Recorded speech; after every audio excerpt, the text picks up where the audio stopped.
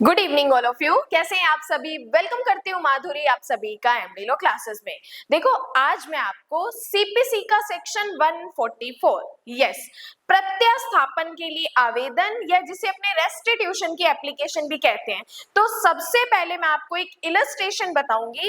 इस इलस्ट्रेशन से आपको एक चीज क्लियर हो जाएगी कि रेस्टिट्यूशन की एप्लीकेशन हम कब लगाते हैं। अब देखो, मेंस का क्वेश्चन है तो सिर्फ इलस्ट्रेशन से, कंसेप्ट से हमारे पार नहीं पढ़ने वाली, तो हमें कुछ और भी चीजें पढ़नी पड़ती है। तो कौन कौन सी चीजें जो है हमें इस सेक्शन में पढ़नी है, सारी चीजें मैं आपको एक्सप्लेन करूंगी स्टेप बाय स्टेप। तो लेक्चर में एंड तक बने रहिएगा। देखो, सबसे पहले आप इस चीज को भूल जाओ कि प्रत्यास्थापन या रेस्टिट्यूशन क्या है। अब देखो, एक चीज समझो कि ए ने बी के अगेंस्ट एक प्रॉपर्टी का केस किया। ए ने बी के अगेंस्ट एक प्रॉपर्टी का केस किया। अब यहाँ पे ए जो है केस जीत गया, ठीक है, केस जीत गया। कोर्ट ने क्या कहा? इस प्रॉपर्टी का पोजेशन ए को दिला दिया। कोर्ट ने क्या किया? इस प्रॉपर्टी का पोजेशन ए को दिला दिया, मतलब ऑर्डर आया, डिक्री आई, उसका एग्जीक्यूशन हो गया। अब ये बी जो पक्षकार है ये अपील में जाता है। अब अपील में जाने पर अपीलिएट कोर्ट ने इसके फेवर में जजमेंट दे दिया, इसके पक्ष में निर्णय दे दिया। ट्रायल कोर्ट ने इसके अगेंस्ट दिया, अपील कोर्ट ने इसके फेवर में दिया। तो अब अपील कोर्ट का जजमेंट वैलिड होगा। तो अब यहाँ पर इसने तो प्रॉपर्टी का पोजेशन दे दिया कोर्ट के कहने पर। तो अब यहाँ पे ये वाला जो बी वाला पक्षकार है, अपील कोर्ट का डिसीजन आने पर ये जाएगा उसी पुराने कोर्ट में जिसने इसके विरुद्ध निर्णय दिया।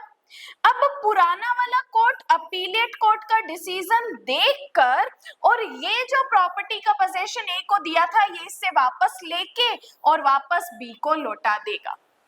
समझ आया कि जब ट्रायल कोर्ट ने जो डिसीजन दिया उसका एग्जीक्यूशन होने के बाद हारा हुआ पक्षकार जाता है अपील में।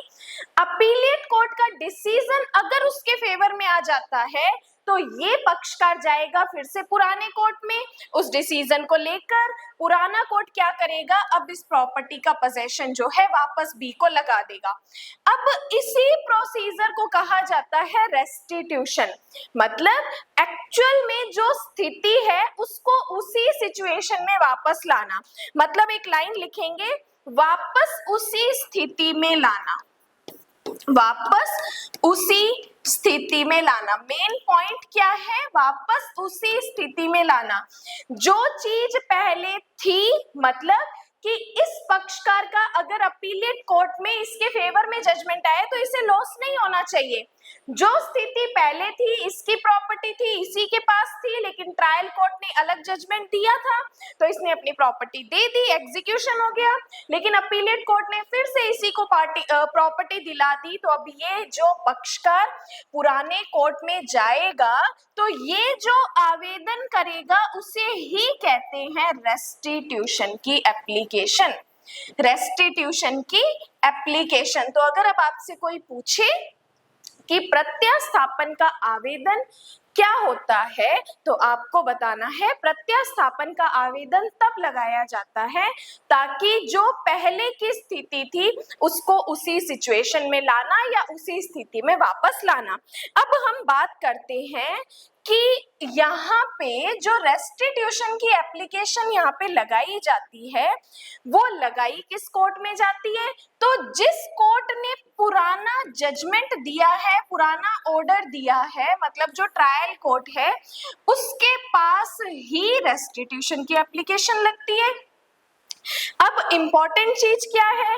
रेस्टिट्यूशन की एप्लीकेशन हम लगाते कब है? तो जब ट्रायल कोर्ट के जजमेंट को या तो रिवर्स कर दिया या मॉडिफाई कर दिया या सेट असाइड कर दिया, या तो वापस उलट दिया, चेंज कर दिया या अपास्त कर दिया, तब वो वाला पक्षकार जो पहले हारा था देन अपील में जीत गया, तो वो पक्षकार क्या करता है, रेस्टिट्यूशन की एप्लीकेशन उसी पुराने ट्रायल कोर्ट में लेकर जाता है। तो सेकंड चीज हमारे लिए क्या है कि जब कोई डिक्री रिवर्स हो जाती है, सेट असाइड हो जाती है, मॉडिफाई हो जाती है, तो जिसको गलत फायदा मिला था वह उसे वापस करे, जिसकी वजह से जो लॉस हुआ था उसको पूरा किया जा सके। ठीक है, अब बात करते हैं रेस्टिट्यूशन की एप्लीकेशन के लिए आवश्यक तत्व। अब बात करते हैं एसेंशियल एलिमेंट के लिए आवश्यक तत्व। देखो ये सारी चीजें जो मैं बता रही हूँ ना आपको, ये सब मेंस पॉइंट ऑफ व्यू के लिए।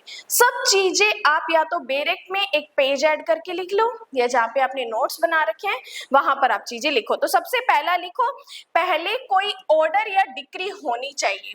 इसके एसेंशियल एलिमेंट क्या है, पहले कोई ऑर्डर या डिक्री होनी चाहिए, होनी चाहिए।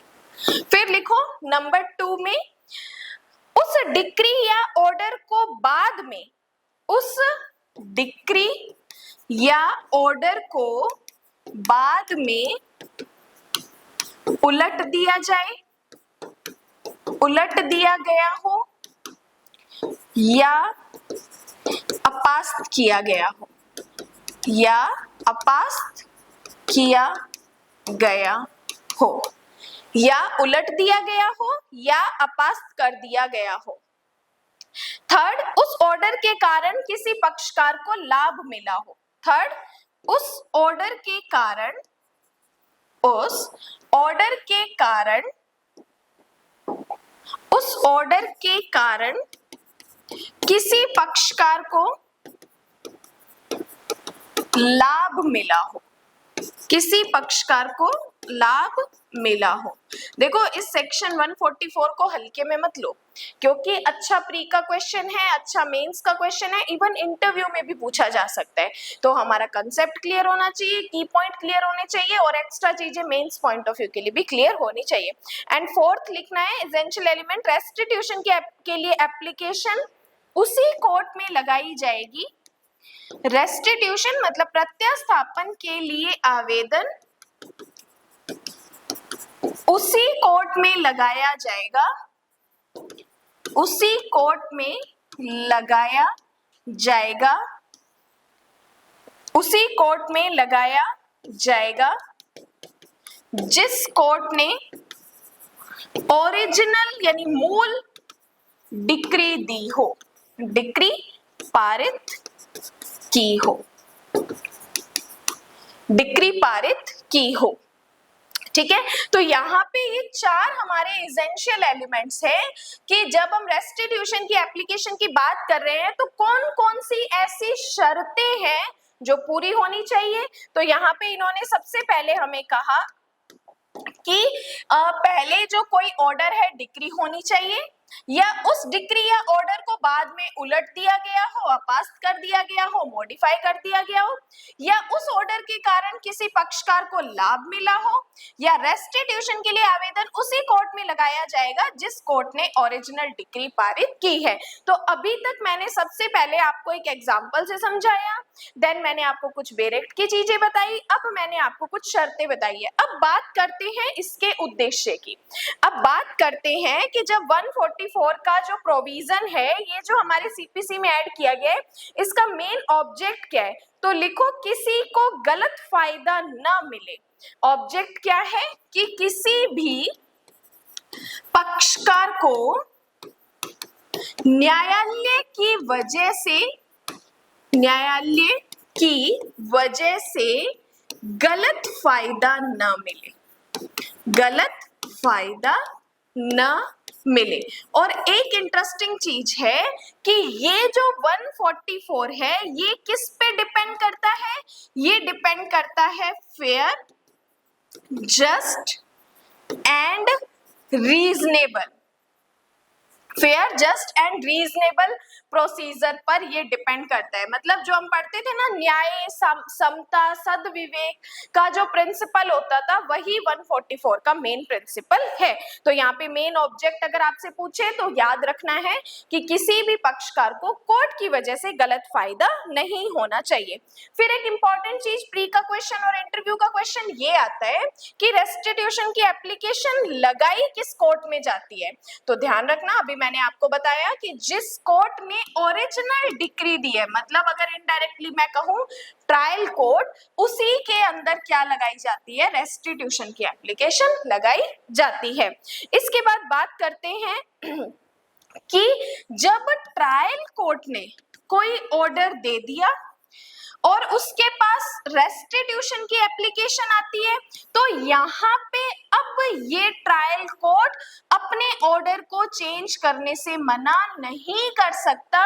अगर अपीलिएट कोर्ट ने कोई ऑर्डर दे दिया है तो इस रेस्टिट्यूशन की एप्लीकेशन पर ट्रायल कोर्ट को अपने ऑर्डर को चेंज करना पड़ेगा, और जो अपीलिएट कोर्ट ने डिसीजन दिया है उसी डिसीजन को उसे आगे फॉलो करना पड़ेगा। मतलब कि ये जो प्रोविजन है वो कौन सा है, मैंडेटरी है। हिंदी में लिखेंगे रेस्टिट्यूशन का प्रोविजन आज्ञापक माना जाता है, मैंडेटरी माना जाता है, मैंडेटरी माना जाता है।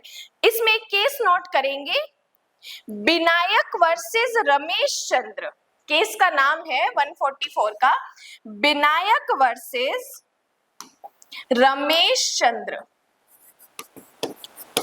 Vinayak versus Ramesh Chandra, Vinayak versus Ramesh Chandra. लिखो, इसमें सुप्रीम कोर्ट ने कहा था कि जो रेस्टिट्यूशन है, सुप्रीम कोर्ट ने क्लियर किया कि जो रेस्टिट्यूशन है वह न्यायालय की ड्यूटी है, न्यायालय का कर्तव्य है। मतलब रेस्टिट्यूशन की अगर कोई एप्लीकेशन लगा रहा है तो इट मींस कि ट्रायल कोर्ट से सुपीरियर जो उसका कोर्ट था, जो अपीलिएट कोर्ट था, उसने जो डिसीजन दिया है, अब ट्रायल कोर्ट को वो डिसीजन मानना पड़ेगा।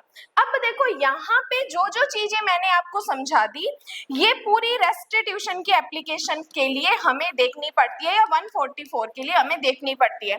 अब यहाँ पे जो चीजें मैंने आपको समझाई है, इसको माइंड में रखते हुए अब आप जाके घर पे बेरेक्ट पढ़ो, बेरेक्ट की लैंग्वेज देखो। उसके बाद भी कोई दिक्कत आती है तो मुझे इस लेक्चर के नीचे डिस्क्रिप्शन जो कमेंट बॉक्स है उसमें आप मुझे कमेंट करके इसके आगे का अगर कोई डाउट है तो आप मुझसे पूछ सकते हो। इसी के साथ डेली जो अपनी 7 PM MCQs की क्लास होती है, उस क्लास को अगर आप डेली ज्वाइन नहीं कर रहे हो तो डेली 7 से 7:30 बजे क्लास आती है। टाइम या लिंक आपको नहीं पता चलता है तो जो लोकल एमडीलो क्लासेस का व्हाट्सएप ग्रुप है उसमें ऐड हो जाइए, ताकि जब भी क्लासेस हो तो नोटिफिकेशन आपके पास पहुंच जाए। बाकी आज के लिए धन्यवाद एंड जय हिंद।